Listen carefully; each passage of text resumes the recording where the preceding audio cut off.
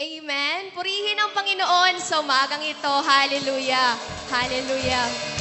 Bagamat hindi man po tayo nagkatipon-tipon dito sa lugar ng Light Church, subalit alam natin na kahit nasan man tayo ngayon, nandyan man tayo sa ating mga tahanan, alam natin, nakasama natin ang presensya ng Panginoon. At sabay-sabay tayong magpupuri sa Espiritu at katotohanan sa umagang ito. Amen? Amen. Amen. Hallelujah. Ating ipalakpak ang ating mga kamay sa Panginoon. We praise you, Jesus. We praise you, Lord. Hallelujah. Hallelujah. Yes, Jesus. Tunay nga, Panginoon, kami ay may kalayaan dahil sa iyo. Hallelujah.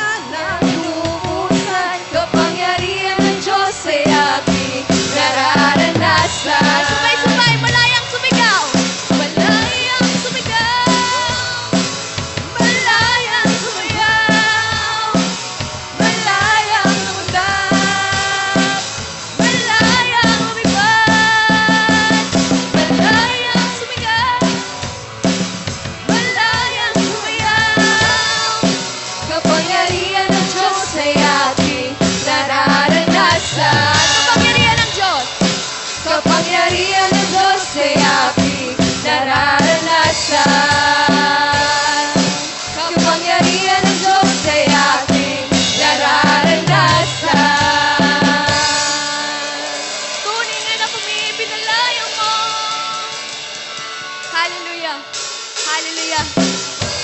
Jesus, tunay ang Panginoon ay kay sapat na at higit pa sa aming mga buhay. Hallelujah. We praise you, Lord.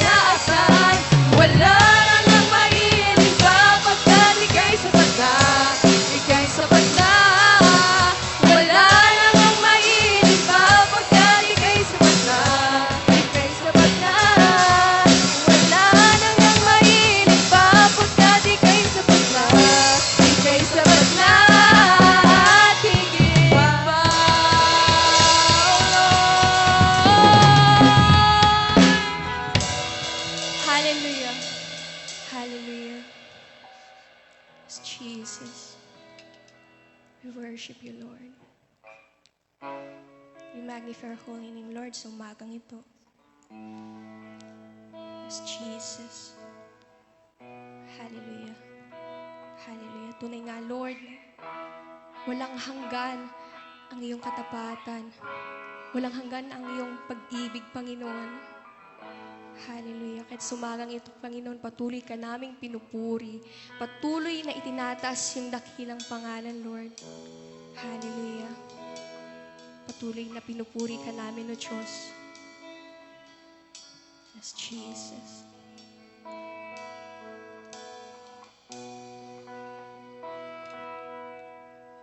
Walang hanggang katapatan sa buhay ko'y lagi mong laan. Narito dahil sa biyaya mo, habang buhay magpupuri sa'yo. Walang hanggan katapatan sa buhay ko'y lagi mong laan. Narito dahil sa biyaya mo, habang buhay magpupuri sa'yo. Pupurihin ka sa awit, itataas ang aking tinig, itatanghal sa buhay ko'y tanging ikaw, O Diyos. Higit pa sa kalangitan ang iyong kalwalhatian, dakilan mo hindi mapapantayan. Walang hanggan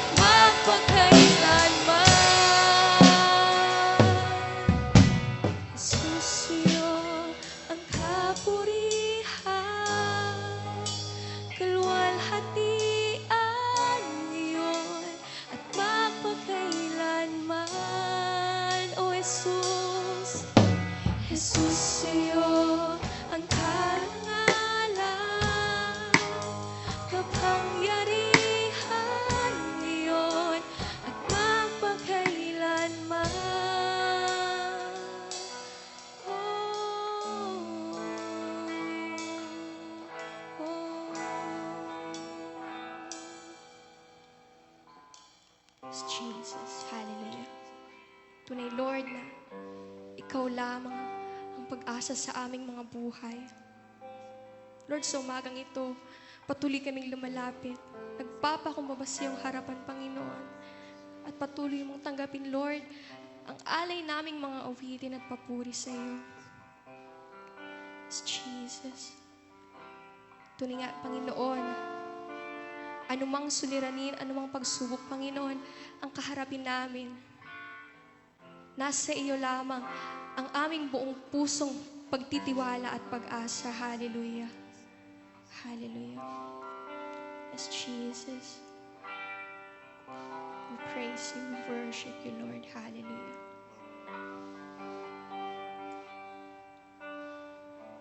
Yes, Jesus.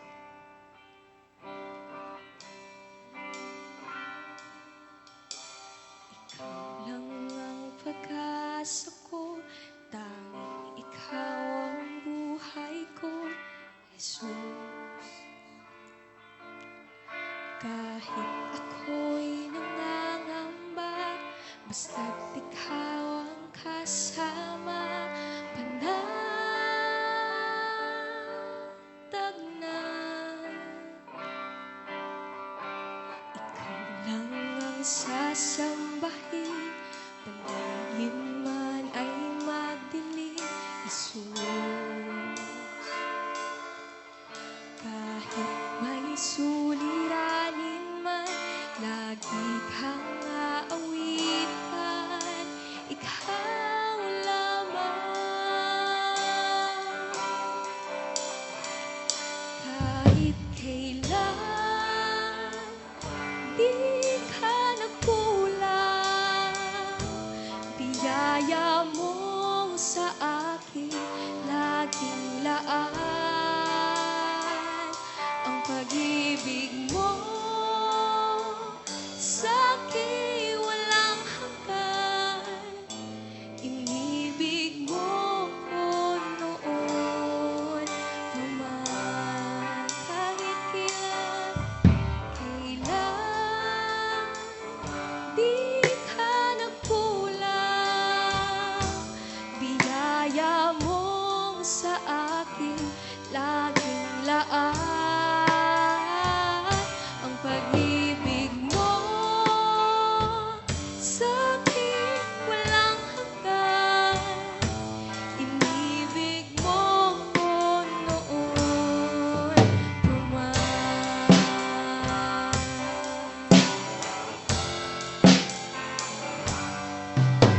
Ikaw lang ang pag-asa ko, tanging ikaw ang buhay ko, Jesus.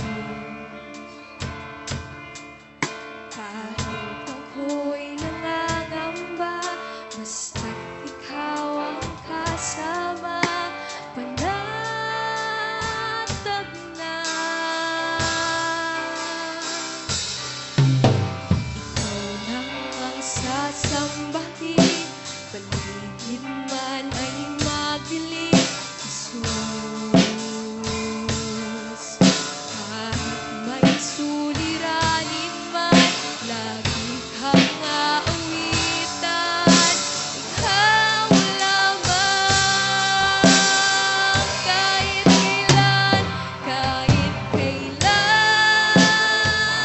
di ka nagkulang, biyaya mo sa akin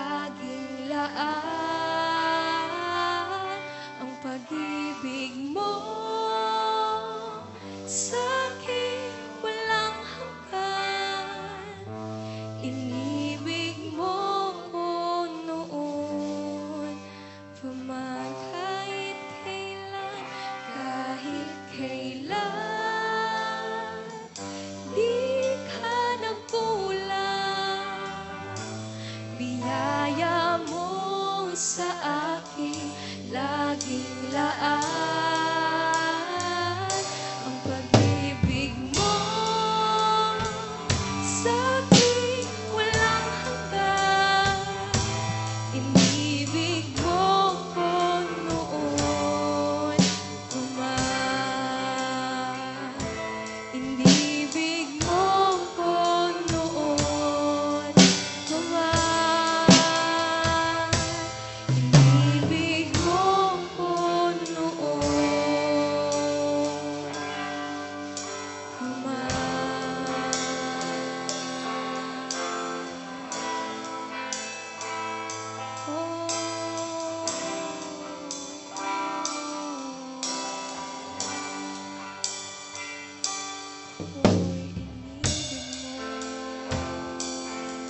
Oh, Jesus, dakila ka, dakila ka. Oh, Jesus, ako'y inibig mo, tunay na dakila ka. Dakila ka,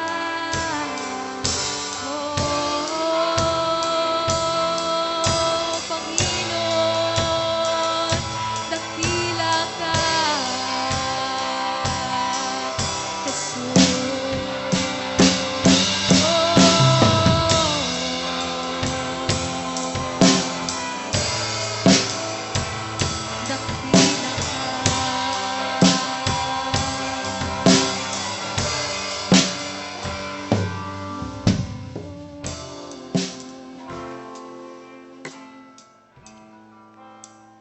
Jesus, hallelujah.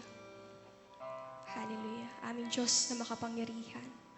Diyos na tapat sa aming mga buhay, na tunay na gumagawa sa lahat ng bagay at patuloy na gumagawa sa lahat ng kapanahonan.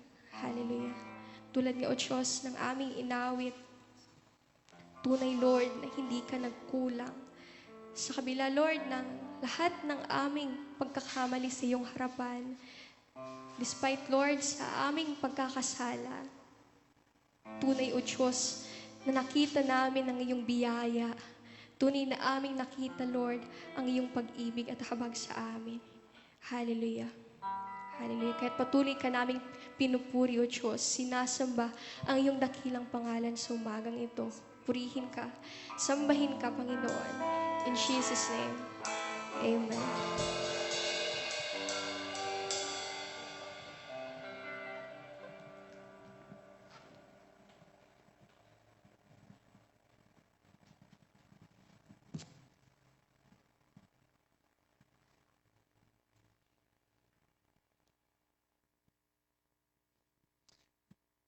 Amen. Tunay na napakadakila ng atin pong Panginoon sa gitna ng pandemic ngayon. So, hindi nababawasan ang kanyang kadakilaan, ang kanyang kapangyarihan. So, nananatili ang Diyos na ito na atin pong pinaglilingkuran. Diyos na ating sinasamba. So ngayon po umaga, patuloy po natin ihanda ang ating mga buhay, ang ating mga sarili, ang ating mga puso na maging sisidlan ng pagpapala ng salita ng Diyos. Sa panahon pong ito ngayon, bagamat tunay po na tayo ay nasa ating mga kanya-kanya mga tahanan, subalit alam ko na ang kanyang pagkilos, ang kanyang presensya ay hindi ito maaring makahadlang sa sino mang handang tumanggap ng pagpapala ng salita ng Diyos. So, ihanda po natin ang ating mga puso at tunay po na patuloy tayong mapagpala sa pamamagitan nito. Lalong-lalo sa umagang ito, napakahalaga ng salita ng Diyos na atin pong pag-aaralan. Halos napapanahon, okay? Itong mga pangyayari ngayon, napapanahon ang salita ng Panginoon na atin pong tanggapin ang pagpapala nito. So, tayo po'y manalangin at tuloy nating hilingin sa Diyos ang kanyang pangunguna sa ating buhay. Aming Diyos na makapangyarihan, salamat po sa araw na ito. Salamat po, maging alam namin ang mga awiting papuri at pagsamba. Ito po'y naihandog sa iyong harapan. maging higit sa lahat, maging ang aming buong buhay, O Diyos. Hayaan mo nga po na ngayong umaga, patuloy itong maging katanggap-tanggap at maging kalugod-lugod na handog na buhay sa iyong harapan, Panginoon. Hinihiling namin, O Diyos, na walang ibang maitas at mapapurihan kundi ikaw lamang. At ano man po ang iyong pagtuturo, ano man ang iyong pagtutuwid, ano man ang iyong paalala sa amin sa pamamagitan ng iyong salita, natanggapin po namin bilang pagpapala na mula sa iyo. Nawa po ngayong umaga, ang salitang ito ang magkaloob ng kasiglahan sa buhay ng bawat isa, magkaloob ng kagalingan sa sino may karamdaman, at hayaan mo, O Diyos, na lalo ka pa naming makilala at malaman ang iyong kalooban na dapat naming isakatuparan sa aming buhay. And I pray na sa bawat tahanan ngayon, hayaan mo ng kapayapaan mula sa iyo, patuloy mong ipagkaloob. Mula po sa lugar na ito ng Light Church. Salamat po, tunay na sa iyo lamang po ang parangal, ang papuri at pagsamba. Ito pong aming dalangin sa pangalan ng aming Panginoong Jesus. Amen and amen. Praise God.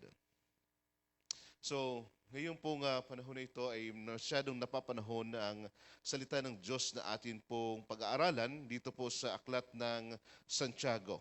Halos karugtong lamang nung ating pinag-aralan or ating naibahagi nung nakaraang linggo. Sa kadahilan ng nung nakaraan po ay mayroong isang interview si Tony Gonzaga at alam ho natin, kilala ho natin ang babaeng ito na siya po isang mananampalatayang Kristiyano.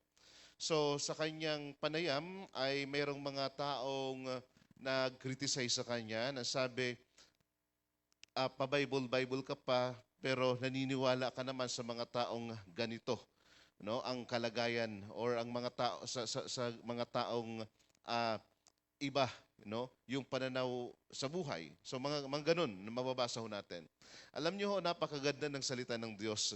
At tanging ang salita ng Diyos ang maaaring makapagtuwid, makapagturo sa atin. At di minsan hindi natin ito maaaring sabihin na parang walang epekto sa buhay ng tao. Madalas, yung mga nagkikriticize, tingnan ho natin ang pamumuhay kaysa mga taong nag-aaral ng salita ng Diyos. So halos magkaiba, no? Magkaiba yung lawak ng unawa, magkaiba yung lawak ng papaanong tanggapin ang katotohanan ng mabuting balita at papaanong higit sa lahat, ito po ay ipinamumuhay. Sapagkat ngayon pong umaga, ang ating pag-aaralan is doers of the word. So napakahalaga po ng pamumuhay ng ayon sa salita ng Diyos. Nung nakaraan, atin hong napag-aralan, paano mapagtagumpayan ang mga tukso.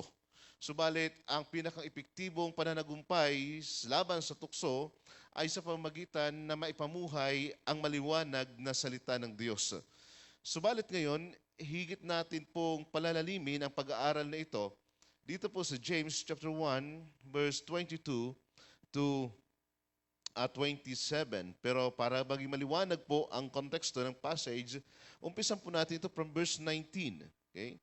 From verse 19, ganito po ang sinasabi ng talata.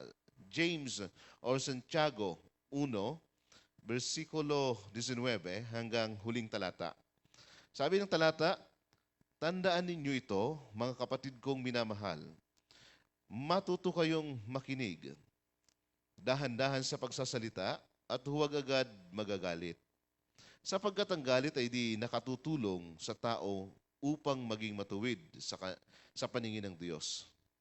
Kaya't talikdan ninyo ang inyong maruruming gawa at alisin ang masasamang asal at buong pagpapakumbabang tanggapin ang salita ng Diyos na natanim sa inyong puso. Ito ang makapagliligtas sa inyo. Mamuhay kayo ayon sa salita ng Diyos. Kung ito'y pinakikinggan lamang ninyo, ngunit hindi isinasagawa, dinadaya ninyo ang inyong sarili. Sapagkat ang nakikinig lamang ng salita at hindi nagsasagawa nito ay katulad ng isang taong humarap sa salamin at umalis matapos makita ang sarili. Agad nalilimutan ang kanyang ayos. Ngunit ang nagsasaliksik at patuloy na nagsasagawa ng kautusan, sakdal at nagpapalaya sa tao, ay hindi isang tagapakinig lamang na pagkatapos ay nakalilimot. Ang taong iyan ang pagpapalain ng Diyos sa lahat niyang gawain. Kung inaakala ninyo man na siya'y talagang relihiyoso, ngunit hindi naman marunong magpigil ng dila, dinadaya lamang niya ang kanyang sarili at walang kabuluhan ang kanyang pagiging relihiyoso. Ganito ang pagkarelihiyoso na mina, an, na marapat at kinalulugdan ng ating Diyos at Ama. Tulungan ng mga ulila at mga babaeng balo sa kanilang kahirapan at ingatan ang sarili na huwag mahawa sa kasamaan ng sanlibutan ito. Pagpalain po ang bawat isa na tumanggap ng kanyang salita sa umagang ito. So ngayon po, doers of the word, nakita na natin ang pinakang background ng aklat na ito at ito po ay isinusulat, hindi siya isinulat sa mga baguhang mananampalataya o magiging mananampalataya pa lamang, bagkus sa mga mananampalatayang matatag na. Sapagkat sa paunang bahagi pa lang ng sulat ay pinag-usapan agad ang pananampalataya.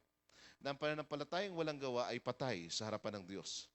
So, ngayon pong umaga, nakita rin natin nung nakaraang linggo kung papaanong ang mga mananampalataya ay dapat managumpay sa anumang uri ng mga tukso na dumarating sa kanyang buhay.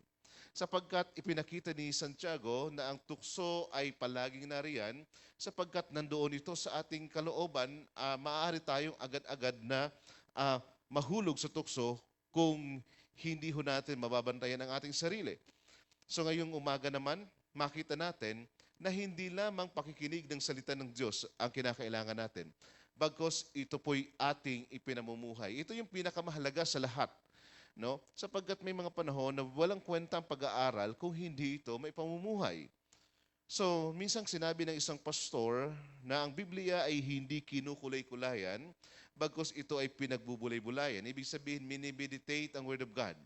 Pero kung yung meditation ng Word of God ay walang pagsasabuhay at walang pagsunod, ito'y wala ring kabuluhan.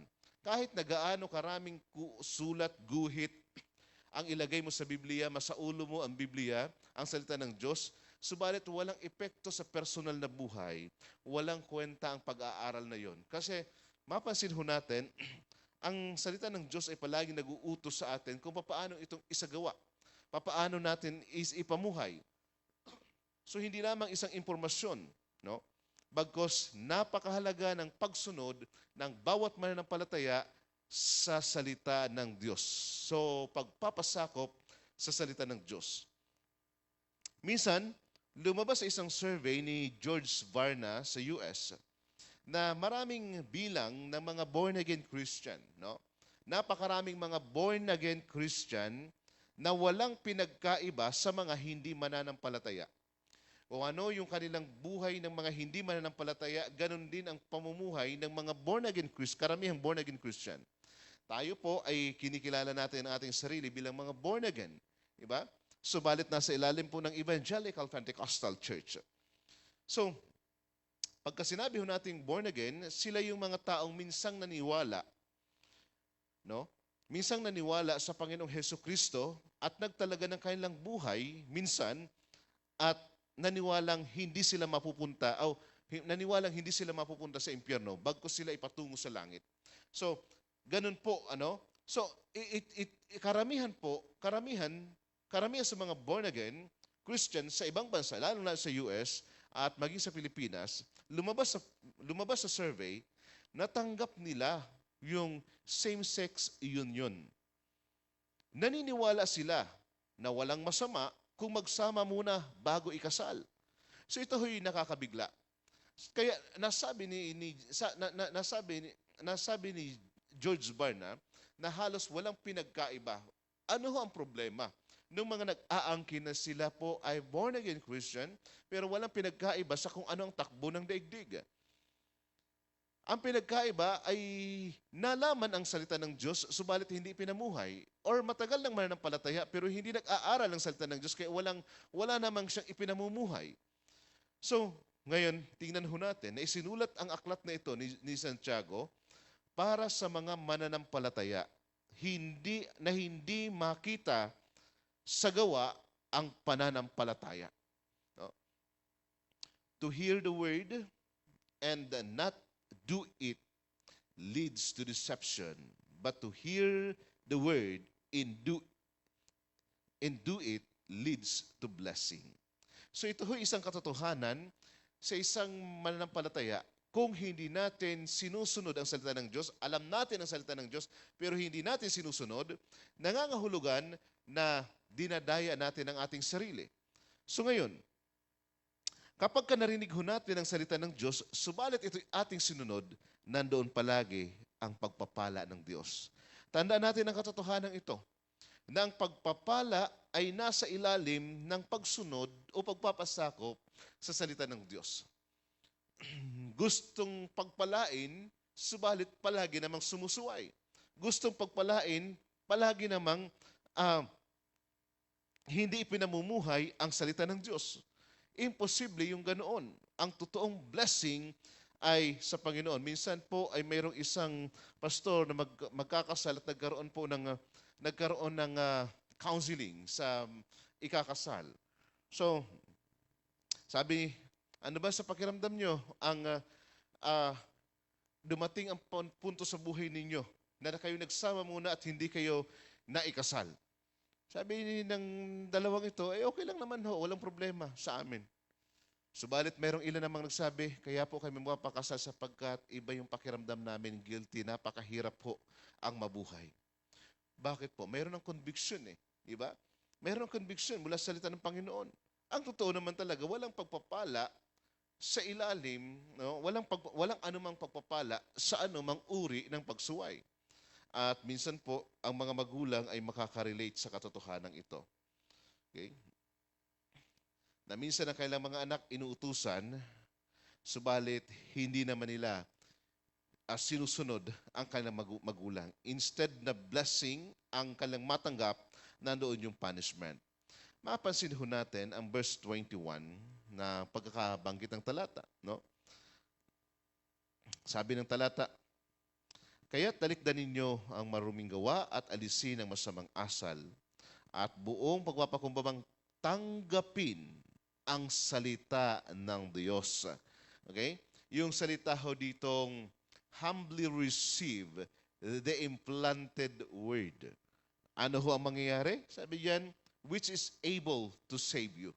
Kung mayroong kababaang loob ng pagsunod sa salita ng Diyos, ang sabi ng talata, which is able to save you. Ito ang makapagliligtas sa inyo. Saan?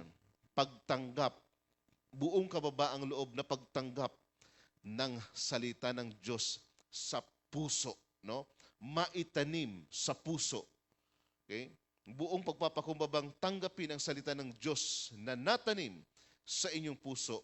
Ito ang makapagliligtas sa inyo, sabi ni Santiago. So ito po'y maliwanag. Okay? Nagdadala ng pagpapala ang salita ng Diyos. Sa verse 22 to 27, binigyang diin yung salitang doing the word. Ipamuhay, isakatuparan, gawin, sundin ang salita ng Diyos.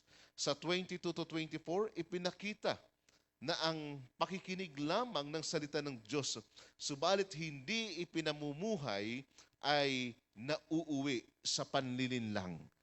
Dinadaya ang sarili. Okay? So ito po yung mahirap na kalagayan ng sinuman. So, inihalimbawa dito sa 27, yung pagkalinga, no? Ang pagpapamuhay ng salita ng Diyos, inihalintulad sa pagkalinga sa mga balo at sa mga ulila. No? Na hindi ka lang basta-bastang sasabihin mong pagpalain ka ng Panginoon. Actually, in-illustrate ito ni James sa chapter 2. No? Na matapos mo makita yung kalagayan ng tao, sinabi mo lang pagpalain ka ng Panginoon, may magagawa ka naman, wala kang ginawa. So, dinadaya mo yung sarili. Ano pa? Yung paghihiwalay ng sarili sa makamundong gawain. Dito po sa verse 27, dito po in-apply yung katotohanan ng pagsasagawa ng salita ng Diyos.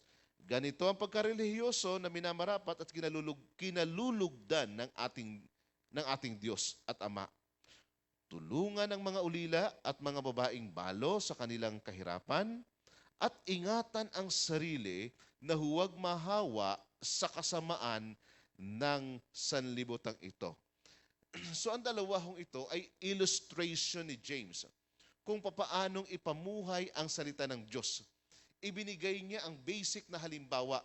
That time, malamang maraming mga mananampalataya na dahilan sa inusig, iniwan or naunang namatay yung kanilang asawa. So may mga babaeng balo. At yun ho'y number one na ministry ng mga apostles, no? Ng mga apostles nung panahon na yon. Palaging binibigyang diin nila yung ministry para sa mga babaeng balo na sila'y tulungan. Okay? At mga ulila na wala nang ibang inaasahan pa. So ito po yung katotohanan, no? Kumbaga, isa lamang ito sa mga halimbawa na kung paanong ipamuhay ang salita ng Diyos. At pangalawa, sabi niya, ingatan ang sarili na huwag mahawa sa kasamaan ng sanlibutan ito. Nangangahulugan, inuutusan ang mga mananampalatayang Kristiyano na sa pamamagitan ng pamumuhay ng salita ng Diyos, ang kanyang sarili ay iniiiwas niya sa kung ano ang gawain ng sanlibutan na maaaring ikapahamak ng isang mananampalatayang Kristiyano. Nangangahulugan, mamuhay ng mayroong katuwiran sa harapan ng Panginoon. So ngayon po, upang higit nating makita ang katotohanan ito, tingnan ho natin dalawang punto ngayong umaga. Unang-una, to hear the word without doing it leads to deception. No? Number one, to hear the word without doing it leads to self-deception. Dinadaya ang sarili. Kung ngayong umaga nakikinig ho tayo, ito yung pinakang application ho nito. Matapos nating napakinggan ang salita ng Panginoon, and then may mga bagay na dapat tayong i-apply dito, subalit hindi natin ginawa, nangangahulugan, ito yung sinasabi ni James, na dinadaya natin ang ating sarili. Napakinggan mo yung katotohanan. Pero upang higit nating maunawaan ito, patuloy ho nating tingnan ang katotohanan. No? Pag-aralan natin ngayong umaga. In 22 to 24, then talon ho tayo ng 26. Mamuhay kayo ayon sa salita ng Diyos. Kung ito'y pinakikinggan lamang ninyo, no? Ngunit hindi isinasagawa, dinadaya ninyo ang inyong sarili. Sapagkat ang nakikinig lamang ng salita at hindi nagsasagawa nito ay katulad ng isang taong humarap sa salamin at umalis matapos makita ang sarili. Agad nalilimutan ang kanyang ayos. Ngunit, okay, in 26, kung inaakala nino man na siya'y talagang relihiyoso, ngunit hindi naman marunong magpigil ng dila, dinadaya lamang niya ang kanyang sarili at walang kabuluhan ang kanyang pagiging relihiyoso. Dalawang ulit na nabanggit yung salitang dinadaya ang sarili. At yung salitang dinadaya ang sarili ay may higit na kinalaman sa hindi pamumuhay sa katotohanan ng Diyos. Hindi ipinamumuhay yung kanyang napakinggan, yung kanyang nabasa, yung kanyang napag-aralan mula sa salita ng Panginoon. Ang pinakang dahilan ng Bible study o maging ng preaching na ating napapakinggan every Sunday ay pagsunod. Okay? Pagsunod, pamumuhay. So, kung every Sunday napapakinggan natin ang message ni Lord, but still, walang epekto sa buhay natin, walang paglago, dinadaya natin ang ating sarili. Hindi natin dinadaya ang sinuman. Hindi natin dinadaya ang pastor na mga ngaral. Hindi natin dinadaya ang mga manggagawa. Hindi natin dinadaya ang kung sinuman na mga kapatid sa pananampalataya. Kundi mismo ang sarili natin ang ating dinadaya. At mahirap ito, no? Napanlilin lang sa sarili. So, ang tamang application ay bunga ng tamang interpretasyon. Mahalaga din po nating bigyang diin, no? Pagtuunan ng pansin, ang tamang application, bunga ng tamang interpretation ng Word of God. Sapagkat napakaraming mga tao sa panahon ngayon, maaaring kanya-kanyang tanggap ng kanilang talata sa Biblia, subalit minsan ay itsapuera nila yung ibang katotohanan ng salita ng Diyos. Or minsan, basta lang sila mag-claim ng talata na kung saan hindi naman talaga sa kanila sinasabi ng Panginoon ang talatang yun. Okay? So mahalagang pag-aralang maigi din ang salita ng Diyos. Kung papaano itong i-apply bunga ng tamang interpretasyon ng salita ng Diyos. So, every Sunday ay napapakinggan natin, pinag-aaralan ang tamang interpretasyon at paano natin masunod ang kanyang salita. Kinakailangan ang pagsunod sa salita ng Diyos. Ang layunin ng Diyos kung bakit natin pinag-aaralan ang kanyang salita ay upang ipamuhay natin ito. Hindi lamang mapunuan ang ating isipan ng mga katotohanan, hindi lamang mamotivate tayo sa ilang mga bagay, hindi lamang ma-inspired tayo sa anumang katotohanang napapakinggan natin. Ang pinakang number one na epekto at lalaguho tayo sa salita ng Diyos na ating napapakinggan kung ito'y ating sinusunod, kung ito'y ating pinamumuhay, matapos nating mapakinggan. Pero kung hindi natin may pamumuhay, nandun ho ang malaking pandaraya sa sarili. So hindi lamang para mapunuan. Alam ho natin ang katotohanan ng salita ng Diyos ayon sa 2 Timothy chapter 3 verse 16, no? 2 Timothy chapter 3 verse 16 na naghahayag ng katotohanan, na apat na katotohanan patungkol sa salita ng Diyos, no? Profitable for teaching, no? For reproof, for correction, for training in righteousness. Okay? Ang lahat ng kasulatang ito, ang lahat ng kasulatan from Genesis to Revelation ay mapapangkinabangan natin, unang-una, maturuan tayo ng tama. At ang katuroang tama na ito ay atin pong maipamuhay. Gayon din naman, hindi pa tayo ganap. Kaya kailangan natin ang salita ng Diyos. Ang salita ng Diyos is for rebuking. Itinutuwid ho tayo. Anumang mali sa buhay natin, inaayos ng salita ng Diyos. Yun ho, kung magiging positibo ang pananaw natin sa pagtanggap ng kanyang salita, although ito ay rebuke sa atin. No? Or may mga panahon, sabi ng mga matatanda, para kang kapag hindi ka narinig mo yung sinasabi ng mga matatanda, narinig mo yung sinasabi ng mga magulang mo, pero parang walang epekto sa iyo. Sabi nila para kang lizard na dumaan sa kabila at lumabas din sa kabilang tenga yung napakinggan mo. So, for rebuking, for correcting, isinasaayos, pagsaway, and training in righteousness. Makikita ho natin, ang apat na ito ay may higit na kinalaman kung paanong isagawa, ipamuhay ang salita ng Diyos. So hindi teorya ang pag-aaral ng salita ng Diyos sa loob ng church o maging sa Bible study o discipleship, bagkus palaging mayroong application ang Word of God. So ito po'y napakahalaga sa buhay natin bilang mga mananampalataya. So merong tatlong babala si Santiago sa mga nakikinig lamang at hindi nagsasagawa ng salita ng Diyos. Okay? Unang-una, no? Hearers only of the word, take a quick glance, but don't do anything to fix what they see. Sa una, okay, ang ganda. Ang gandang pakinggan, no? Sa una, okay, parang tanggap. Pero ang problema, walang ginawa, no? Para ayusin ang mga bagay na kanyang nakitang anumang mali.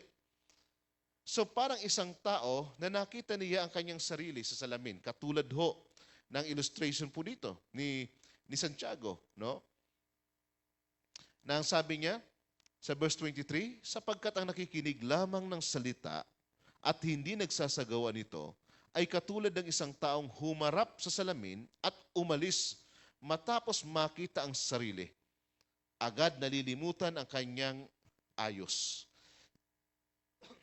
Inihalin tulad, no, na matapos na makita niya kanyang sarili sa harapan ng salamin at may mga bagay na dapat na ayusin, yung kanyang buhok, no? Yung mga nakita niyang pawis, so parang wala siyang pakialam. Tumalikod agad. So useless yung kanyang pagharap sa salamin. Okay? Useless yung kanyang pagharap sa salamin na nakita niya yung dapat na ayusin sa kanyang sarili, no? Subalit hindi niya ito inayos. So, ang salita ng Diyos ay tulad ng isang salamin. Tandaan po natin na inihahalin tulad ng salita ng Diyos sa salamin. Na inihahayag niya ang pinaka nilalaman ng ating isip at totoong intensyon ng ating puso. Hebrews chapter 4, verse 12. Gaya ng sinasabi ng aklat na ito, no?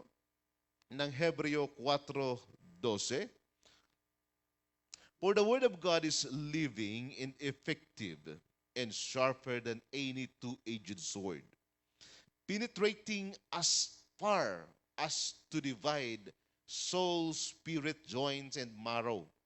It is a judge of the ideas and thoughts of the heart. So, alam niya ang pinakang nilalaman, pinakang intensyon ng puso. Inihalin tulad ng salita ng Diyos kagaya ng isang tabak na magkabilay talim na tumatagos sa pinaghihiwalayan ng mga kasukasuan, no? Na pinaghihiwalayan ng buto, no? Sa, kumbaga, inihahayag ng talatang ito na ang salita ng Diyos ay hindi ho basta-basta. So oras na tinanggap ho natin ang kanyang salita, ito ho'y nagtutuwid. Ito'y nagtuturo, nag-aayos ng buhay. So, napakahalaga na ang salita ng Diyos sa ating tahanan, sa ating sarili, expose ho tayo sa Word of God. Sapagkat ito lamang ang makapagtutuwid sa atin. Napakaraming mga pagkakataon sa buhay natin. Madalas minsan, mas expose ka sa mas mababasa mo mga articles sa social media, sa internet, mas expose ka sa kung anong mga sabi-sabi ng mga celebrity, mga napapanood natin. Pero minsan, kulang yung exposure ho natin sa Word of God. No? Minsan mas babad ka sa kung anumang sinasabi ng ibang tao, sinasabi ng telebisyon, sinasabi ng social media, ng mga article na mababasa natin, pero kulang ka sa pagbababad sa salita ng Diyos. Madalas, kung saan ka nakababad, yun ka din. Ganun ka din. Subalit kung babad ka sa salita ng Panginoon, imposible na ito ay hindi makita sa buhay natin. Ang salita ng Diyos na ito ay tunay nga po na katulad ng isang salamin.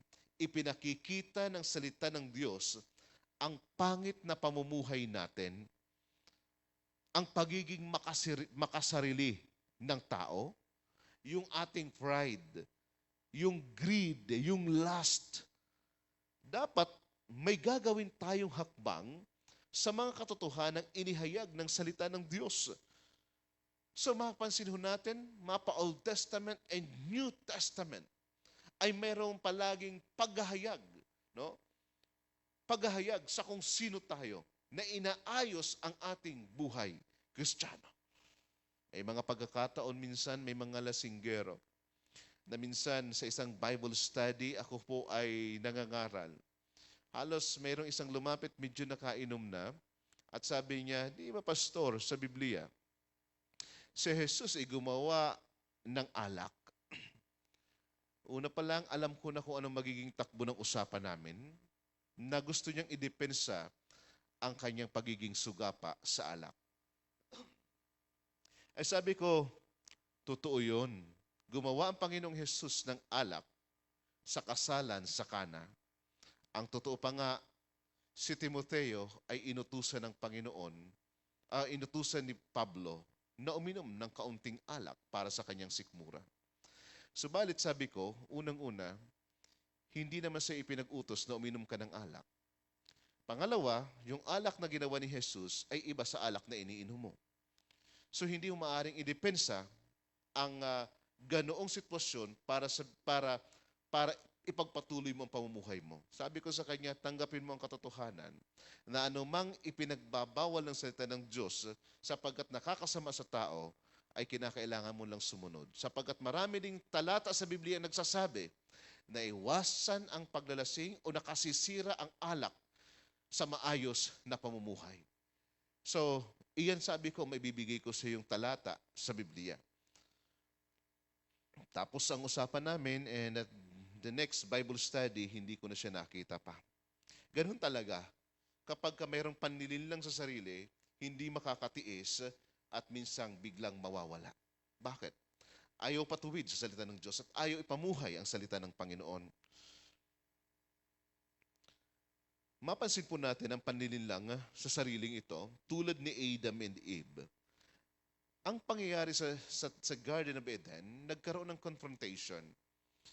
Nagkaroon ng confrontation, hinanap ng Diyos sina Adam and Eve sa Garden of Eden. Alam ng Diyos kung asaan sila, pero maliwanag na ito ay pagtsansa o pagbibigay ng pagkakataon ng Diyos upang magpaliwanag ang mag-asawang ito. Nang hinahanap na sila, asan kayo? Nagtago ho kami. Bakit kayo nagtago? Sapagkat tubad po kami. Bakit? Kumain ba kayo ng pinagbabawal na bunga?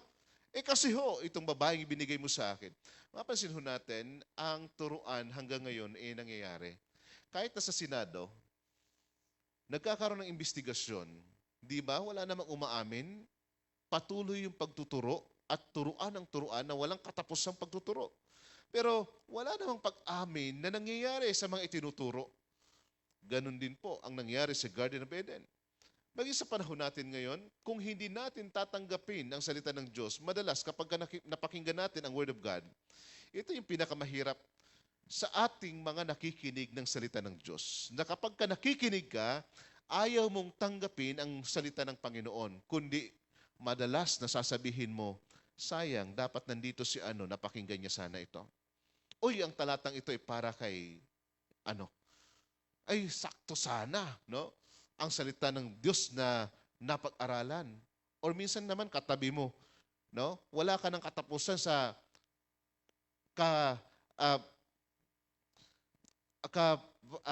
tawag diyan palagi mong kinakalabit ang katabi mo. Uy, tingnan mo ng Word of God. So, wala kang ibang itinuturo katabi mo kung sino-sino. Tanggapin mo ang salita ng Diyos para sa iyo at hindi kung para kanino. So ito'y napakahalaga sapagkat ito'y pagpapakita na tayo po ay handang tumanggap ng salita at handa ring mabago at maituwid ang ating isip, ang ating puso, maging ang ating pamumuhay na tayo'y lumakad sa katuwiran at kabanalan ng Panginoon. Ang pamumuhay sa salita ng Diyos ay higit itong nangangailangan ng focus na isagawa agad-agad. Yung desisyon, kapag ka napakinggan mo kung kinakailangan mag-repent at kinakailangan hingin ng tawad sa Panginoon, agad-agad. Mayroong pagsisisi. Agad-agad. Mayroong desisyon na hindi ko na ito gagawin pa. Bakit? Kasi may mga pagkakataon na mas maaga na ang Diyos ay nagsasalita bago pa man ikapahamak ng tao ang isang bagay. Halimbawa, may mga pagkakataon na may mga talon, yung poles, di ba? May mga pagkakataon na bago ka, namamangka ka, bago ka makaabot doon sa dulo ng talon, na maaring mahulog ka, mayroon ng mga signboard na may mga warning. No? May mga warning sign na dyan. So, nangangahulugan, huwag ka nang tumuloy. Kapag ka tumuloy ka yan at hindi mo makayanan, yung agos, maaring tuloy-tuloy yung pagkahulog mo. Minsan dyan sa Fatima, mayroong nakalagay na closed bridge. Okay? Nakalagay na closed bridge doon sa may crossing at ang layo pa naman. Sabi ko, mukhang bukas pa naman at hindi pa naman talaga sarado, pero pinagpilitan ko pa rin. Tuloy-tuloy ako hanggang doon sa dulo. Pagdating sa dulo, sarado talaga at hindi ako makatawid. Kung hindi na ako nagtuloy at dumaan ako sa detour agad, malamang hindi na sayang yung oras ko. May mga panahon sa buhay natin na ganun ang nangyayari. No? Hindi mo agad tinitingnan yung warning. Maging kay David, ganun din po ang nangyari kay David sa panahon na siya'y mahulog sa pagkakasala. Nahulog na nga siya sa kanyang sa pagkakasala. Nandoon siyempre, unang-una kapag tayo ho'y nakagawa ng kasalanan, nandoon ho ang conviction ng Banal na Espiritu. Sa pagkakasala ni David, hindi siya gumawa ng hakbang para ayusin yung kanyang sarili. Hindi siya gumawa ng hakbang matapos siyang magkasala para ayusin ang kanyang nagawang kamalian. Bagkus, inisip niyang pagtakpan ang kanyang kasalanan sa pamamagitan ng pagpapapatay sa asawa ni Bathsheba na si Uriah. Nangyari na naipapatay niya pero ang Diyos ay hindi natutulog at hindi rin nananahimik ang Diyos sa panahon na nais niyang ituwid ang kanyang anak. Ito napakaganda ng Diyos ay nagpadala ng kanyang propeta para i-expose ang pagkakasala ni David. Bakit? Ayaw niyang pakinggan sa una pa lang. Ayaw niyang ayusin. So, nangyari na dumating ang panahon na nag-suffer siya ng consequence, nang ihayag siya ng Panginoon, ng labis-labis na consequence. So, sa atin bilang mga mananampalataya, napapakinggan natin ang salita ng Diyos every Sunday, lalong-lalo na ngayon, na anuman ang ipinapahayag ng Diyos na dapat nating maging pamumuhay, ating isakatuparan. Tandaan ho natin, may mga taong magsasabi sa iyo, mukhang nababaliw ka na sa pakikinig ng salita ng Diyos. Nababaliw ka na sa mga online services ng Light Church. Palagi mo lang pinakikinggan ng mga iyan. So, alam niyo po, hindi kabaliwan ang ganitong gawain, bagkos ikatutuwid ng pamumuhay ng sinumang tao na handang tumanggap ng salita ng Panginoon. Bituman ay tila laban sa atin, walang ibang inaayos ang Panginoon kundi tayo. Napakahalaga ng buong pusong pagtanggap ng salita ng Diyos. Wag ho nating hayaan na ang katotohanan na pakinggan natin ay parang manatili lamang sa isipan natin. Subalit, hindi tumago sa puso at hindi natin ipinamuhay. Sapagkat sa ganung paraan, dinadaya natin ang ating sarili. Pangalawa, hearers only of the word, forget what they heard. No? Hearers only of the word, forget what they heard. Napakarami hong ganito, no? So yung salita hong forget dito sa verse 25, nalilimutan niya, no? Yung forget dito, no? He does nothing about the problem he saw in the mirror. No? May mga pagkakataon, nakaharap ka sa salamin, yung buhok mo na parang sinabugan ng dinamita, hindi mo man lang sinuklay. Diretso ka na agad sa kung saan mo pupuntahan. Pagkagising mo, humarap ka sa salamin. Nakita mo na kababangon mo pa lang at yung mga laway ay namumuti dyan. So, wala ka man lang ginawa, bagkus tuloy-tuloy kang lumabas sa bahay. Anong sasabihin ng mga tao kapag nakita ka, mukhang wala sa katinuan ng taong yun? Alam niyo po, minsan, ganun din ang nangyayari sa atin kung ang salita ng Diyos ay hindi natin pinakikinggan matapos na naging maliwanag sa atin ang direction ni Lord. So, yung salitahong forget ay hindi ho ito nangangahulugan na parang mahina yung kanyang memory. So, tingnan po natin ang katotohanan ito. Hindi ito tumutukoy sa mga taong mahina yung memorya. Nung salitang matapos siyang tumingin sa salamin, nalimutan niya ang kanyang ayos. May mga taong mahina talaga yung memory, minsan nakakalimot, pero iba ho ang tinutukoy ho ng salitang ito. May mas higit na kinalaman ito sa ginagawa ng tao, no, na hindi niya priority, no? Hindi niya priority yung kanyang nakita na dapat niyang ayusin. Matapos na makita ang sarili sa salamin, wala siyang pakialam, no? Kung ano yung ayos niya, ano? Kung mayroon mang namumuong mga laway diyan sa gilid ng kanyang labi, wala siyang pakialam. Okay? Hindi niya yung priority. So ito yung ibig ipakahulugan ng salitang nalilimutan niya ang kanyang ayos. Wala siyang pakialam sa napansin niya sa salamin dahil hindi mahalaga sa kanya ang kanyang ayos o ang kanyang itsura. Gayon din sa atin minsan, mas matimbang ang pera, mas matimbang ang libangan sa daigdig na ito, mas matimbang yung trabaho, mas matimbang yung karir sa buhay, mas matimbang yung negosyo kaysa sa Diyos, kaysa sa langit, kaysa sa buhay na walang hanggan, kaysa sa kaligtasan at marami pang iba na dapat priority ng isang mananampalataya. No? Priority dapat ng isang mananampalataya. Minsang napakinggan ang katotohanan patungkol sa kasalanan, subalit wala kang man lang na ginawa upang ito'y baguhin, upang ito'y ayusin. Napakahalaga ng desisyon na ating ginagawa sa salita ng Diyos na atin pong isinasakatuparan. Useless yung ating pakikinig ng Word of God kung ito'y hindi natin maipamumuhay. Sa Old Testament po, ang mga problema ng mga tao, no, ay ang paglimot o ang pagtalikod. Ang talagang problema ng mga tao ay ang talagang paglimot o pagtalikod sa Diyos. Hindi nila priority ang Diyos kung bakit paulit-ulit nilang tinatalikuran. At paulit-ulit silang tinuturuan, itinutuwid ng Diyos. Hindi nila priority yung salita ng Diyos sapagkat paulit-ulit din silang pinaaalalahanan ng Panginoon. Na kapag napunta kayo doon sa lugar na yon, huwag yung kalilimutan, huwag kayong sasamba sa mga Diyos-Diyosan. Wala kayong ibang sasambahin, wala kayong ibang paglilingkuran, kundi si Yahweh lamang. Deuteronomy chapter 6 verse 12, chapter 8 verse 2, Psalms 103 verse 2, Psalms 106 verse 7, mga talatang ito nagpapaalala sa mga mananampalataya o sa mga Israelita na napakahalaga ng pagsunod sa Panginoon, pagsunod sa kautusan, pagsunod sa kanyang salita, sapagkat mayroong tiyak na patutunguhan ng pagsunod sa kanya. Ang daming mga priority sa daigdig na ito. No? At pinaaalalahanan tayo ng Panginoon na kung meron kang dapat na maging priority sa daigdig, walang iba, kundi yung mga bagay na may kinalaman sa buhay na walang hanggan. Halos paulit-ulit ko pong nababanggit sa inyo ang talata dito sa Colossians.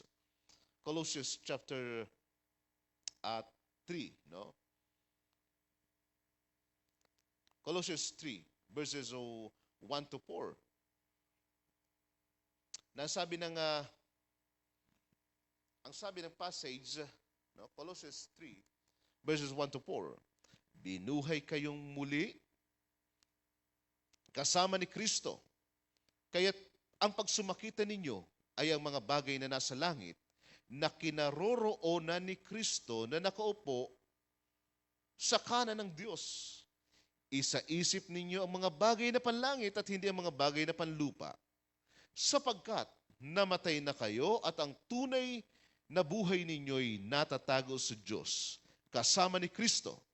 Si Kristo ang tunay na buhay ninyo at pag siya'y nahayag, mahahayag din kayong kasama niya at makikihati sa kanyang karangalan. Sabi ng Panginoong Jesus, anong mapapala ng tao, makamtan niya man ang buong daigdig, kung ang kapalit naman nito ay ang kanyang buhay. So, mas concern si Lord sa eternity, no? Sa soul ng tao. Mas concern ng Panginoon na dapat din tayo maging concern sa kung ano ang concern ng Panginoon para sa atin. Na higit nating maging priority. Sa daigdig, napakaraming mga libangan na maaari mong i-priority. No? Pero, tandaan ho natin, kung may pinakang dapat na priority ang isang mananampalataya, walang iba, kundi ipamuhay ang salita ng Diyos. Sapagkat mayroong tiyak na patutunguhan ang pagpa-priority sa kanyang salita na ito'y ipamuhay. So minsan napakinggan ang katotohanan patungkol sa kasalanan, subalit wala man lang ginawa. So ito po, na ito ay mabago. So mahirap po ang ganung kalagayan. Yung mga Israelita nung araw, wala ho silang problema pagdating sa memory. Bakit po? Kung mayroong mga magagaling na mga tao, halos hangaan natin ang mga Israelites. Pagdating sa memorization, matitindi po ang mga Israelita. Bata pa lamang, nandun na sila sa loob ng synagogue, tinuturuan sila upang isaulo ang first 5 books ng Bible. Genesis, Exodus, Leviticus, Numbers, and Deuteronomy. So, itinuturo sa kanila. Magaling ho sila mag-memorize. Pero wala ho silang problema pagdating sa memorization ng Word of God. may problema ho sila sa kanilang priority, na nakakalimutan nilang katotohanan na walang ibang Panginoong sasambahin kundi ang Diyos ng Israel lamang. Minsan, ang mga magulang ay may parehong experience na kapag inutusan ang anak, pinaglilinis, after 2 hours, hindi pa rin ito nagawa. Hindi dahil sa nakalimutan, kundi hindi priority ng anak, no? Yung utos sa kanila, at ngayon, nararanasan nilang punishment. Gayon din naman, tayo kapag hindi natin inilagay sa priority ang Word of God, mayroong palaging punishment. Isang napakasimple at palagi nating napapakinggang talata, ang Matthew chapter 6, verse 33. Ang talatang ito ay halos mabihin natin sa ulo mo na. Pero gaano ba natin ito na ipamumuhay? But seek ye first the kingdom of God in His righteousness, and all these things shall be added unto you. Karamihan, ang nangyayari, hindi naman talaga seek ye first the kingdom of God in His righteousness. They are seeking first, no, yung added unto you, yung blessing. Ang dami mga taong naghahabol sa blessing, pero patuloy ang blessing. Napakaraming mga tao na sa kahahabol ng pagpapala ng mga material na bagay, napahamak, nahulog sa bilangguan, nawala ng mga ari-arian, tuloy na nawala ng ari-arian. Bakit? Hindi naganap ang prinsipyo ng salita ng Diyos. So, ang salita ng Diyos ay palaging totoo na dapat nating panampalatayanan, dapat nating gawin. May mga pagkataon nga po sa atin, minsan online service na nga lamang at hindi na pupunta dito sa church. Minsan hindi pa natin magawa on time. Priority ang ipamuhay ang salita ng Diyos. Hearers only end up deceiving themselves. No? Hearers only ends up deceiving themselves. Every Sunday, naririnig natin ang Word of God. At may dapat tayong ipamuhay, subalit hindi natin ginagawa o pinagdidesisyonan. Dinadaya natin ang ating sarili. Isa hong kilalang manunulat, si Mark Twain. Sabi po ni Mark Twain, "It isn't the parts of the Bible that I can't understand that bother me. It's the part I do understand." Kung meron mang gumagambala sa akin, hindi yung mga bagay na hindi ko pa nababasa o hindi ko alam sa Biblia. Bagkus yung mga katotohanan alam ko na, subalit hindi ko ito nagagawa. If you profess to follow Christ, but don't apply the Bible to your speech, you're failing yourself. If you think your religion is worthless, or if you think you're religious, your religion is worthless and your profession is empty. Once na hindi natin ipinamuhay ang kanyang salita, walang kwenta yung pahayag na ako ay isang mananampalatayang Kristiyano kung hindi natin ipamumuhay ang salita ng Diyos. Walang kwentang pagkakaroon ng relihiyon kung hindi natin maipamumuhay ang kanyang salita. Napakahalaga na ang pagsunod sa Panginoon ay may kasama ito ng pamumuhay ng kanyang salita. Pangalawang bahagi, no? To hear the word and do it leads to blessing. Napakaganda. 25 to 27 uli ng talata. Ngunit ang nagsasaliksik at patuloy na nagsasagawa ng kautosang sakdal at nagpapalaya sa tao at hindi isang tagapakinig lamang nang napagkatapos ay nakalilimot at ang taong iyan ay pagpapalain ng Diyos sa lahat niyang gawain. So, pansinin po natin, no? Unang-una, blessed hearers and doer looks intently at the word. Okay? Intently.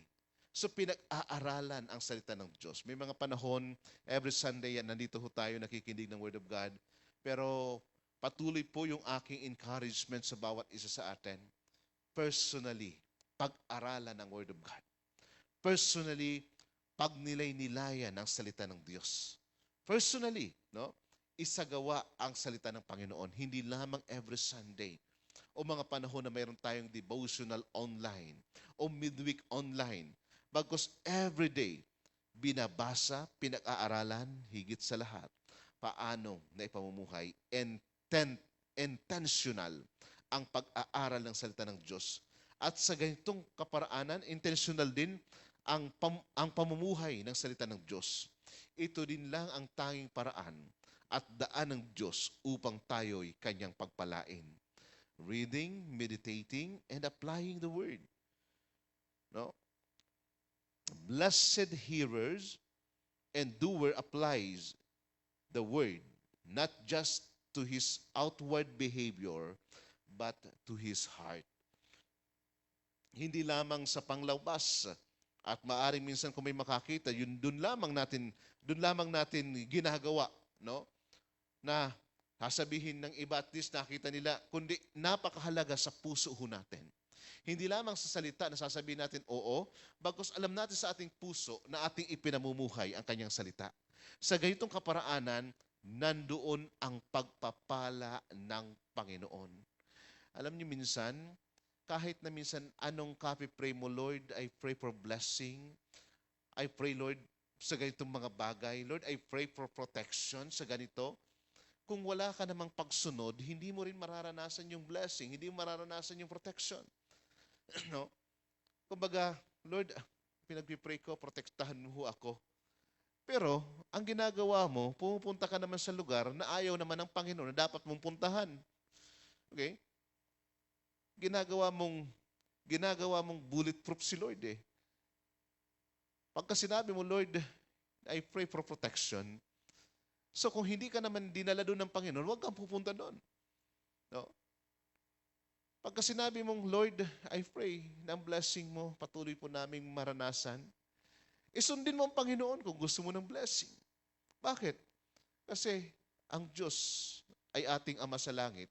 Kung ang ating mga magulang, ang ating ama, ang ating ina, binibigyan tayo ng ating mga pangangailangan. Minsan nga may mga edad na, minsan nga may mga pamilya na. Kapag ka napapansin ng mga magulang na kailangan mo, parang hindi sila makatanggi at minsan silang magkukusa na bibigyan kanila. Gaano pa kaya ang Ama sa langit kung nandoon ang ating pagpapasakop, pagsunod? No? Pagpapasakop, pagsunod, nandoon palagi yung pagpapala na hindi ka pagkukulangin ng Panginoon. Alam ng Diyos kung paano niyang pagpapalain ng kanyang anak na marunong pasakop sa kanyang plano, pasakop sa kanyang kalooban. Subalit kailanman, ang pagpapala ay malayo sa masuwaying anak. So God's Word applied to our heart by the Holy Spirit. Tinatrabaho to ng Banal na Espiritu. Paanong paraan? Maalamang sa panahon ngayon, yung conviction ng Banal na Espiritu, yung pangungusap ng Banal na Espiritu sa atin, habang tayo nakikinig, nandoon na. Pero kapag resistant yung heart mo, kahit maliwanag ng nangungusap ang Banal na Espiritu, parang ang palagi mong naririnig, ikaw yung palaging pinatatamaan, at parang ang nakikinig, parang ang alam mo sa ngayon, alam na ng pastor ang buhay mo, kaya ito yung kanyang sinasabi sa iyo. Pero ang totoo, kung marunong ka makinig sa Banal na Espiritu, alam mo na ang Banal na Espiritu ang siyang nangungusap at ang kayong salitang napapakinggan ngayon ay kasangkapan niya upang patuloy na mabago ang buhay mo. So, matatanggap mo ang kanyang salita. Ano man ito. Okay? Ito man ay pagtuturo, ito man ay pagtutuwid. Bakit? Kasi andyan ang Banal na Espiritu. Anong ginagawa ng Banal na Espiritu?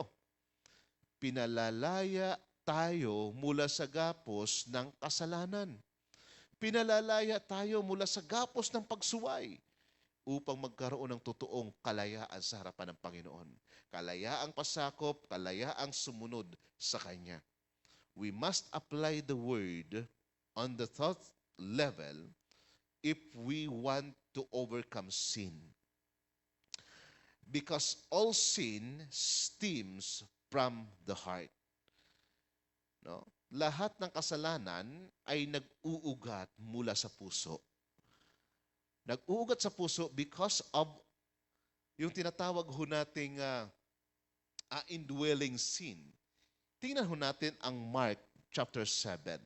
Mark 7 verse 21 to 23. Okay? Marcos 7 o Mark 7 verse 21 to 23. Okay? Mark 7 verse 21 to 23. Sabi ng talata, sapagkat sa loob sa puso ng tao, nagmumula ang masasamang isipang nag-uudyok sa kanya na makiapid, magnakaw, pumatay, mangalunya, mag-imbot, at gumawa ng lahat ng kabuktutan, tulad ng pandaraya, kahalayan, pagkainggit, paninirang puri, kapalaluan, at kahangalan. Ang lahat ng ito'y nanggagaling sa puso ng tao at siyang nagpaparumi sa kanya. Unawain natin ang talata. Napakahalaga ng pangungusap ng banal na espiritu sa ating puso. Okay? Nais nating mapagtagumpayan ang anumang pagkakasala. Walang ibang pinakang solusyon. Pakinggan natin ang anumang inihahayag ng banal na espiritu sa pamamagitan ng kanyang salita na itinutuwid ang ating damdamin, ang ating puso, ang ating isipan. Subalit kapag hindi natin pinakinggan ang paulit-ulit na pangungusap ng banal na espiritu, darating ang panahon, magiging pamilyar ka sa katotohanan pero hindi mo na ito ipamumuhay pa. Bakit? Dumarating din ang punto na wala nang pangungusap pa. No? Nagiging immune ka dun sa truth pero walang epekto sapagkat hindi mo ito isinagawa na katotohanan ito. Gapos ka pa rin. So, tingnan ho natin ang ating mga puso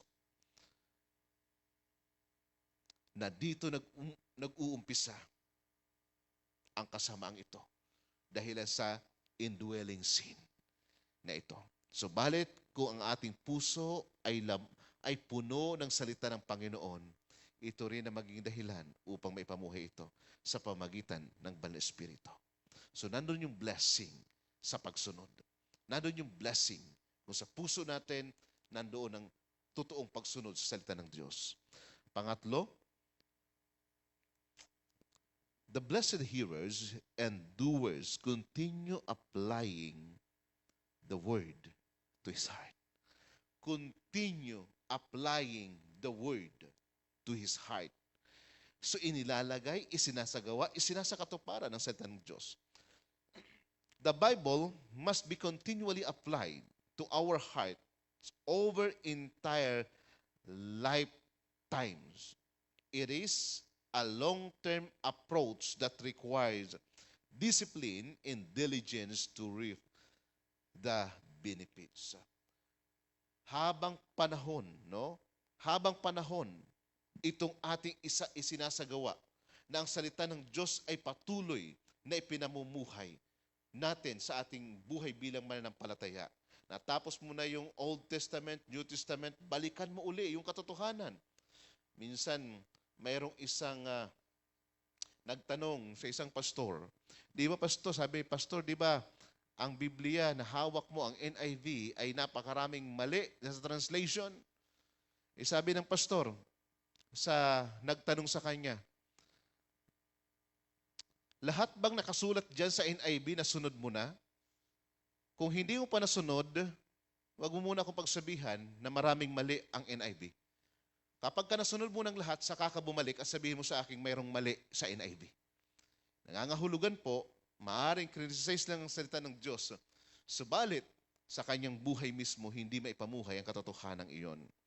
Napakahalaga sa ating buhay na patuloy na isa sa katuparan ang kanyang salita sa puso ng bawat isa. Psalms chapter 1, verses 1 to 3. Napakaganda ng talatang ito. No? Psalms 1, verse 1 to 3.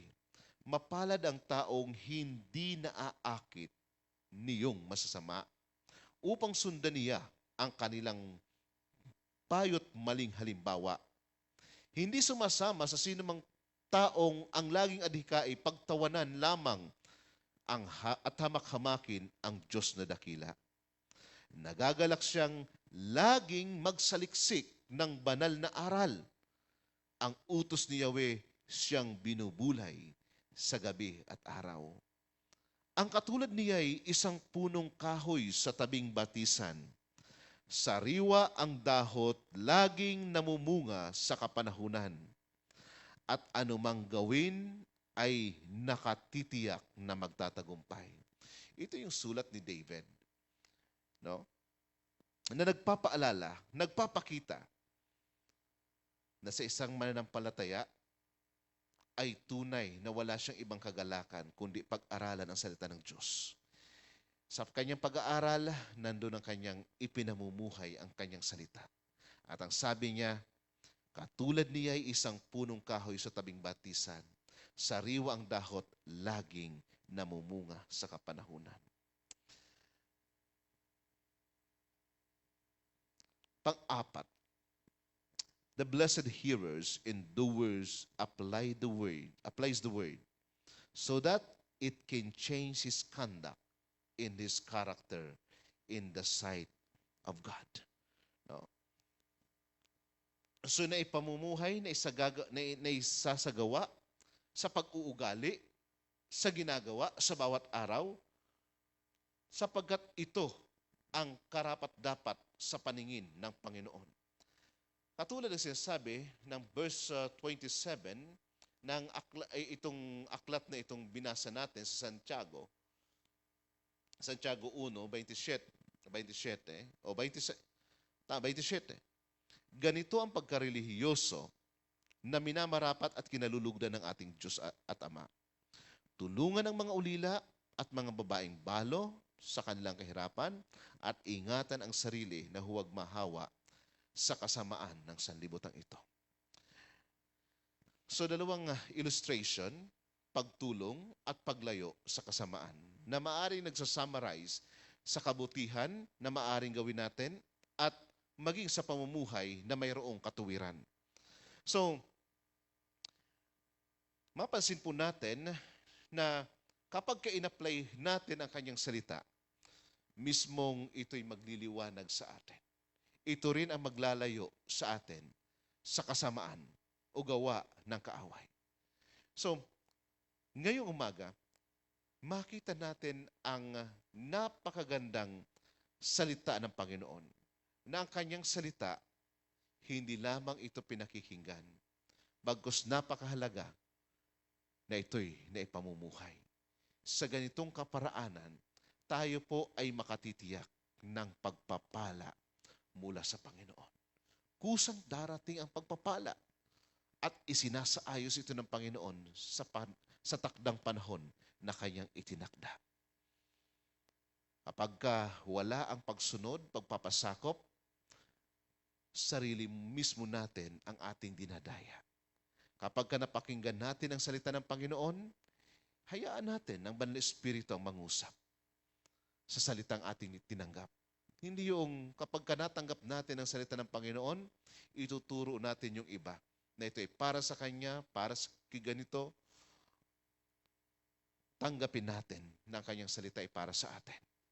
Oras namang tinanggap natin ang kanyang salita, huwag naman nating akalain na palagi tayong pinatatamahan o pinariringgan o alam na ng kung sinong nangangaral ang buhay natin. Bagkus tanggapin ho natin na nangungusap ang banal na Espiritu sa atin upang tayo po ay mabago. May mga panahon naman, minsan, maaaring bahagi lang ng salita ng Diyos ang maaari mong tanggapin kung anong makapupukaw ng kasiyahan sa iyong puso. Mga bagay na inspirational, motivational. Subalit mga kapatid, tandaan ho natin, wag nating gawing parang hindi balanse ang pag-aaral ng salita ng Diyos. Tanggapin natin, ito man ay pagtutuwid, pagtuturo, ito man ay pagkukorek sa atin, ito man ay saway, o ito man ay upang makapamuhay tayo na mayroong katuwiran, tanggapin natin ng buong puso mula sa Kanya. Sapagkat walang ibang nais ang Panginoon na makita ang Kanyang mga anak na darating ang isang araw na katulad ng Kanyang anak na si Kristo, na nasa kaluwalhatian at masumpungan tayo na malinis sa Kanyang harapan. So ang lahat pong ito ay dahilan sa salita ng Diyos na dapat nating ipamuhay. Ngayon pong umaga, ang salita ng Diyos na atin pong napakinggan, ang patuloy na magturo, patuloy na magtuwid. Tanggapin ho natin ito. Isa katuparan, ipamuhay, isagawa ang salita ng Diyos. May mga panahon sa buhay natin, maaring meron sa atin nahihirapan. Paano ko ipamumuhay ito, Panginoon? Ito na yung kinasanayan ko mula nung ako ipinanganak sa daigdig. Parang hindi na mawawala pa itong kinasanayan ko ito. Nandiyan ang Panginoon para tulungan ka at turuan. Nandiyan ang Kanyang salita. Nandiyan ang mga kapatiran para tulungan ka at akayin ka sa katuwiran ng Panginoon. May mga panahon naman, Lord, parang mahihirapan akong gawin ang nais mo. Kasi minsan ito yung ginusto ko at mahirap sa aking damdamin. But still, si Lord pa rin ang Panginoon na magsasaayos ng mga bagay kung patuloy nating ispapasakop, isusurrender ang buhay natin sa Kanya. Yung masabi natin sa Panginoon na hindi ang nais ko, kundi ang nais mo ang patuloy na mangyari sa aking pamilya, sa aking trabaho, sa aking negosyo, sa kung anumang meron ka. Nais ng Panginoon ang patuloy na maganap. Sa umagang ito, nawa ang salita ng Diyos ay nagbigay hamon sa atin upang tayo manatili at magpatuloy sa Kanyang salita. Tayo po'y manalangin. Makapangyarihang Diyos sa langit, patuloy ka naming pinupuri, sinasamba, pinaparangalan.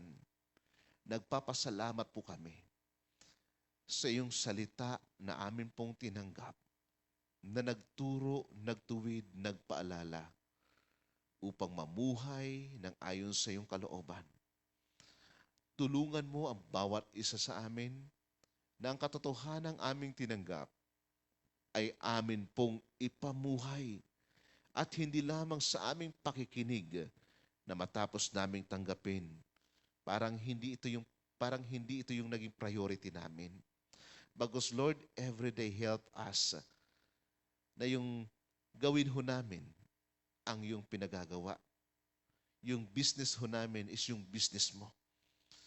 Yung aming isa sa katuparan ay ang iyong salita. Ituwid mo ang aming isip, ang aming puso, patnubayan ng Santong Espiritu, at anumang gapos ng kasalanan, hayaan mong mapalaya sa pamamagitan ng iyong salita ang sino man sa amin. Dakilang Diyos, salamat din po sa pagtutuwid mo na ang pagpapala ay nasa ilalim ng pagsunod sa iyo. May mga panahon nga po, O Diyos, na ang aming ginagawa ay patuloy naming hinahabol ang pagpapala na siya namang nawawala. Subalit ang pagsunod sa iyo, susunod ang lahat ng pagpapala. Panginoon, patawarin mo nga po kami.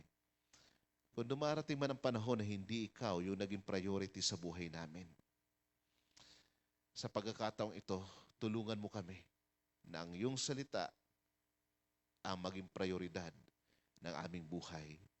Kung kinakailangan namin magdesisyon na gawin ang isang bagay, tulungan mo kami at pagkalooban ng lakas ng loob.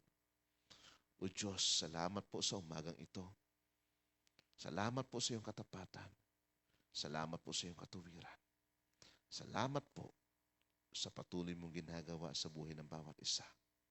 And I pray, Lord, na makalangit na pagpapala habang aming sinusunod ang iyong salita, ang aming tanggapin.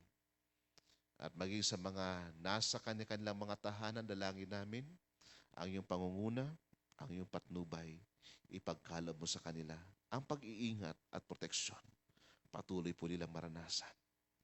Purihin ka po, O Diyos. Sa iyo lamang po ang pinakamataas na papuri, parangal, pagluwalhati at pagsamba. Ito pong aming dalangin sa pangalan ni Jesus. Amen and amen. Praise God. So, purihin po ang Panginoon sa umagang ito at para po sa ating mga announcement ay patuloy pa rin tayo sa ating mga online services at mayroon po ako mga na-post dyan. Magkakaroon tayo ng Intentional Move Discipleship through LWCC AG Facebook group at magkakaroon po ako ng biblical discipleship, no, pagtuturo ng evangelism. Doctrinal po ito, diyan naman po sa biblical discipleship class. And every Thursday, online service po natin. So, maging yung atin pong NXA, agamat dun po tayo sa pinakang napakagandang pagsasanay sana na gagawin ho natin mamaya, pero pansamantala muna itong may hinto.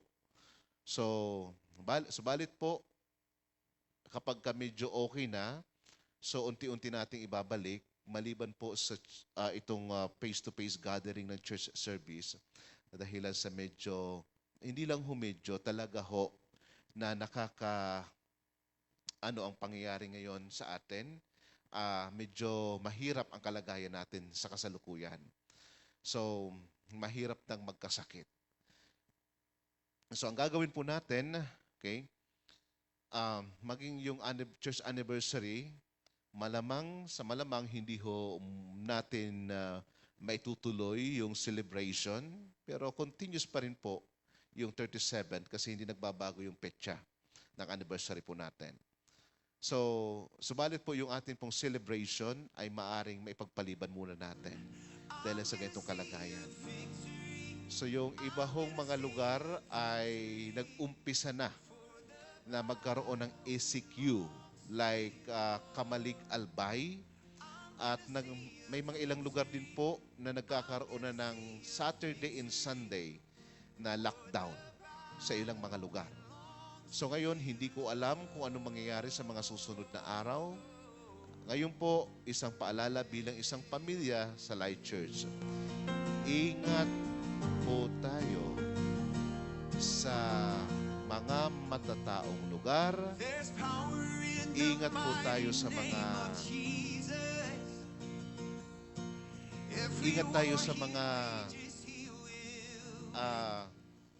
mga alanganin na lugar na wag ho nating hayaan na mayroong magkasakit sa atin ng ganitong uri ng karamdaman.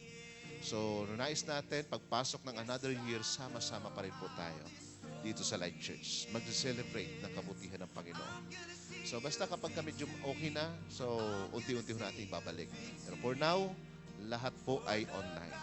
So, gayon din po, maging ang ating mga kaloob, mga offering, mga tithes po natin, mission pledge. Meron ho tayong GCash account kay Sister Karen Buen Consejo.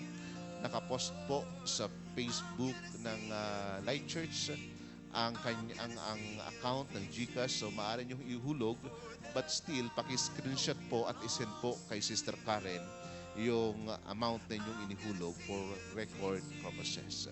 Okay? Para sa gayon din po, patuloy pa rin tayo makapaglingkod sa paraang pagkakaloob.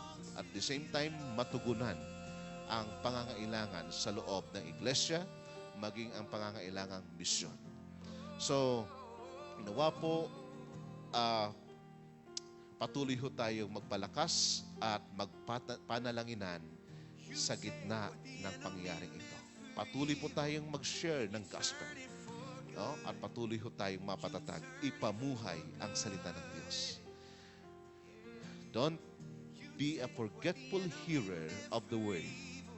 Become an effectual doer and you will be blessed by God. Isang mapagpalang umaga at patuloy pong maparangalan ng Panginoon sa buhay at pamilya ng bawat isa. God bless po.